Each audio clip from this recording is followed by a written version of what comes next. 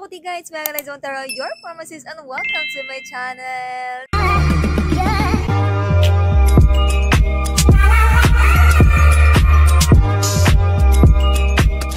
So, for today's video, as you can see, usapang contraceptive pills na naman po tayo. Specifically, etong Dapni pills. Sa mga hindi po nakakaalam, kung makikita nyo po yung Dapni pills, may kasamang bata dyan. Ibig sabihin lamang po, itong contraceptive pills na ito ay pwede po sa mga breastfeeding mom. So, yun na nga po, medyo natagalan po na hindi ako nakakapag-post dito sa ating YT, OMG, hindi ko na po alam kung paano mag-vlog dito. Minsan dito ako tumitingin, minsan dyan, kaya pagpasensyahan nyo na po ako.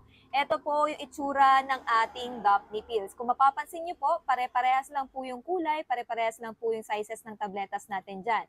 And sa likod naman po, makikita po ninyo dito, meron pong arrow, pwede nyo pong sundin yan, pwede din naman pong hindi, as long as tinitake nyo po same time everyday for 28 days, wala pong problema dyan, safe na safe po yan. Pero yun na nga po, paano nga ba gamitin itong Dapni pills? Tuturuan ko kayo. Ito ay tsura ng Dapni pills. Naglalaman po ito ng synthetic na progesterone, specifically active ingredients niya ay linestrenol. Binibigay ito sa mga nanay na hindi pwedeng uminom ng combination contraceptive pills or naglalaman na estrogen tulad po nito. Para saan at paano nga ba gumagana itong Dapni pills? Una po, pinipigilan nito yung ovulation. Lalo na kung sexually active po kayo na inyong partner, maiiwasan po ang pagpubuntis dito. Paano? Pinapalapot po nito ang cervical mucus para mahirapan pong pumasok ang sperm sa ating mga matres. Binabago din nito ang lining ng matres para mahirapang dumikit ang fertilized egg. Eto na nga, paano ba siya inumin? Mima Sorko, merong leaflets dito, Tagalog, English, magbasa kayo. Ay, hindi. Ituturo natin sa video na to. Kaya nga tayo nag-video. Pero yun na nga po, ito po yung tableta. Pare-parehas lang po yan. Ang dapat nyo lang pong gawin, inumin nyo po ito same time everyday for 28 days. O sige, bibigyan ko pa kayo ng mga halimbawa. Pwede nyo rin pong ganitohin. Yan, dyan kayo mag-start. Pag ganyan. Pwede po yan. Pare-parehas na active pills yan. Pwede din pa ganyan hanggang sa matapos yung 28 days ninyo. Pwede din naman po dito para hindi kayo malito. For example, Sunday po kayo nag-start. Yan, for example, alas 12 po ng lunch. Yan, nag-start kayo dito. Bukas, alas 12 hanggang sa matapos yung 28 pieces nyo, dapat alas 12 ng alas 12 yan. Then, pag naubos na po itong isang pakete, mag-start na po kayo kinabukasan ng panibagong pakete. Kapag first timer kayo at sexually active talaga kayo ng partner mo, sa unang 7 araw po, hindi pa po safe yan. Gumamit muna po ng contraception ang inyong partner na lalaki para hindi po kayo mabuntis. Then after 7 days, yung ika-8 araw po, kahit wala pong proteksyon ang partner ninyong lalaki, safe na po yan. Basta tinitake nyo same time everyday ha. Nga pala, ang Dapni pills ay hindi para sa lahat ha. Mamaya mag-self-medicate na kayo dyan kasi tinuturo ko sa inyo yung instruction. Pero hindi po to para sa lahat. Kung gusto nyo subukan, mas maigi pa rin po magpa-consult kayo sa inyo mga doktor, okay? Pero yun na nga, para dun sa mga bagong panganak, isa nga po itong Dapni pills sa mga nire-recommend ng mga doktor. Pero hindi para sa lahat ha. Pinapasimulan po ang pag-inom ng Dapni pills 6 weeks after pong manganak. Pero hindi po advisable itong Dapni pills dun sa mga nakunan or something dun sa mag-asawang kakapanganak lang tapos sexually active mga Mima Sorko. Pag ganun po yung sitwasyon, magpa-inject na lang kayo ng contraception. So, ano pa bang pwede nating pag-usapan about dito sa Dapni pills? Kapag na-miss nyo yung isang tableta or for example, na-delay kayo sa pag-inom ng contraceptive pills ninyo. For example, alauna nyo po siya iinumin tapos naalala nyo siya ng alas 3 na. Pwede pa ba akong uminom? Safe pa rin po ba ito? Ang sagot po is yes. Minom po kayo agad-agad nang nakalimutan yung tableta. Tapos kinabukasan kung ano po yung time schedule nyo which is alauna, ayun po yung susundin ninyo. Yes, safe pa rin po yan pag na-delay po kayo ng 1, 2, 3 hanggang 4 na oras. Pero kapag 4 na oras mahigit na, ibang usapan na po yan. Kapag na-delay na po kayo ng 4 hours mahigit, inumin nyo pa rin po yung tableta na nakaligtaan ninyo.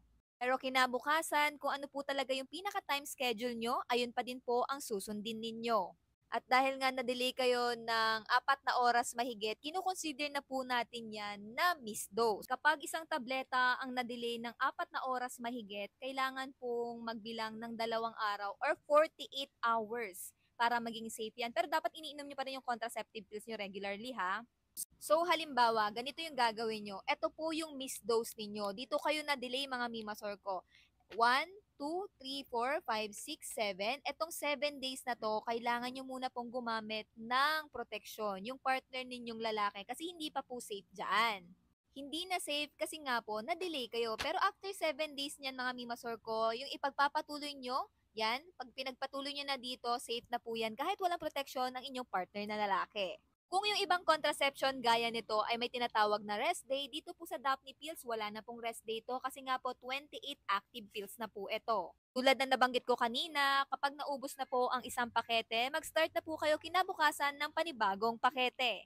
Ang tanong naman ngayon, sa pangalawang pakete ko, maghihinday pa ba ako ng 7 days? Safe na ba ito? Ang sagot po is yes, safe na po ito kasi hindi naman na kayo first timer. Hindi lang po safe ang pakikipagtalik dun sa first 7 days kapag first timer. Pero kapag pangalawang pakete nyo na safe na po yan. So punta na tayo sa mga posibleng side effects. Unahin na natin irregular menstruation. Yes, normal lang po yung irregular menstruation. Yung iba nga hindi pa nagkakaroon ng menstruation or matagal po bago magkaroon ng menstruation. Kasi bukod po dito sa Daphne pills na iniinom, nakakaapekto din po kapag yung nanay ay lactating and breastfeeding. So normal lang yon. Ultimo spotting, yes, normal po yan. Pero kapag nakakaranas po kayo ng sobra-sobrang pagdurugo, as in, lumalagpas na ng 10 araw or something iba, 2 times a month, ganyan, mas magandang ipakonsult nyo na yan sa inyong mga doktor kasi hindi na po normal yan. Ano pa yung ibang possible side effects? Pagsakit ng ulo, pagkahilo, yung iba naman tumitigas yung kanilang mga dede, ganyan. Pero hindi lahat nakakaramdam yan ha. Depende pa rin po yan sa response ng ating mga katawan. Kung ang side effects naman ay hindi nyo na ma-tolerate, mas maigi pong balik kayo sa doktor ninyo, papalitan nyo, or magbibigay ng suggestion yung doktor nyo kung ano yung pwedeng pamalit nito. Hindi ko nga pala nabanggit kanina, maaari nyo po itong simulan with or without menstruation. 6 weeks after manganak, tapos sa mga nagpapadede naman po, as long as na hindi po kayo buntis, pwede nyo na po itong simulan with or without menstruation. So, yun lang naman yung share ko sa inyo. Wala na ako ibang maisip. Pero kung yun na nga, kung may mga katanungan kayo, mag-comment na lang kayo sa ating comment section. Sasagutin ko na lang yan kapag may mga time ako. Paalala, ang contraceptive pills po gaya nito ay hindi po ginagamit panlabad sa mga sexually transmitted disease ha. Kaya naman mag-ingat ha, lalo na kung marami ko yung partner, bawal yun. So yun lang naman makutika, I hope may natutunan. Kung may mga katanungan, mag-comment kayo sa ating comment section and hit the notification bell. Ay, may notification bell, nakalimutan ko na talaga mag-vlog. And subscribe nyo ako para makapag-upload pa tayo ng maraming video. Yun lang makutika, bye!